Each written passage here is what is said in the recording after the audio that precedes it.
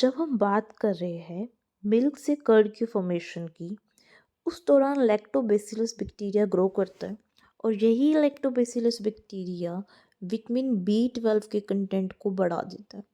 Lactobacillus produce करता है acid जो कि कोगुलेट हो जाता है और पार्शली डिजेस्ट कर देता है मिल्क के प्रोटीन को।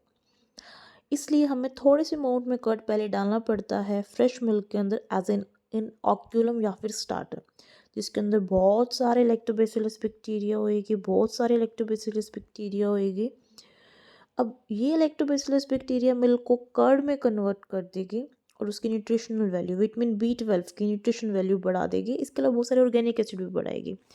नीट 2018 का इंपॉर्टेंट क्वेश्चन है, एनसीईआरटी की लाइन भी है, जब मिल्क से कर्ड में कन्वर्जन होगी तो कौन सा विटामिन का अमाउंट बढ़ जाएगा, that is vitamin B12। Next question is also very good question. मेरे पास क्वेश्चन है, जब हम डॉग को पूरी रात रख रहे हैं एक वार्म वेदर में तो सॉफ्ट स्पंजी हो रहा है। सॉफ्ट स्पंजी होने का रीज़न है फर्मेंटेशन।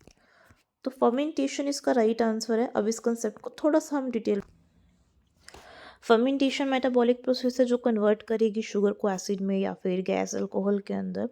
इस बैक्टीरिया के अंदर फर्मेंटेशन होती है। अब डो को हम यूज़ कर रहे हैं ब्रेड बनाने के लिए, तो बेसिकली फर्मेंटेशन पे डिपेंड रहता है। चाहिए बेकर यीस्ट है, चाहिए बेकर यीस्ट जैसे कि हमारी यीस्ट सैक्रोमाइसिस सर्वेसी, ये ब्रेड को सॉफ्ट करने के लिए यूज़ होती है। अगर हम इसको पूरी रात रख दें तो स्पंजी सॉफ्ट टेक्सचर आ जाएगा। यीस्ट रिलीज़ करती है CO2 as a by product aerobic respiration के दौरान, और ये डो को लगभग डबल साइज़ का बना देती है और वो बेकिंग के लिए रेडी हो जाता है। अगर हम डो को रखते हैं पूरी रात वार्म वेदर के अंदर तो इनिशिएट कर देगा फर्मेंटेशन। बेसिकली जो इन्वायरमेंट में ये प्रेजेंट है उससे भी कर सकता है, और हमारे पास जो अपीयरेंस आएगी that is soft and spongy and floppy appearance. तो दिस इज 2002 का क्वेश्चन है। During the formation of bread it becomes porous due to release of CO2 by the action of कोर्स सी बात है।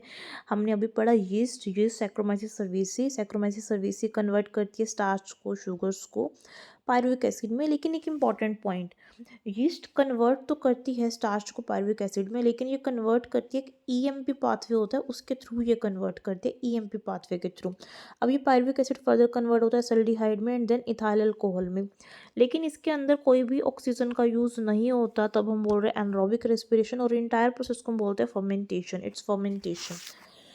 तो next question is, cheese manufacturing की जो हम बात कर रहे हैं तो कौन कौन से माइक्रो ऑर्गेनिज्म इंपॉर्टेंट और माइक्रो ऑर्गेनिज्म किस चीज़ के लिए इंपॉर्टेंट है। Basically at the time of cheese manufacture micro organism जो इम्पॉर्टेंट है डेट इज़ इम्पॉर्टेंट फॉर, तो चीज़ मैन्युफैक्चरिंग के लिए हमने एक बात तो कर ली, माइक्रो ऑर्गेनिज्म इंपॉर्टेंट है सॉरिंग के लिए, और इवन राइपनिंग प्रोसेस के लिए भी, पकाने के लिए भी माइक्रो ऑर्गेनिज्म इंपॉर्टेंट है।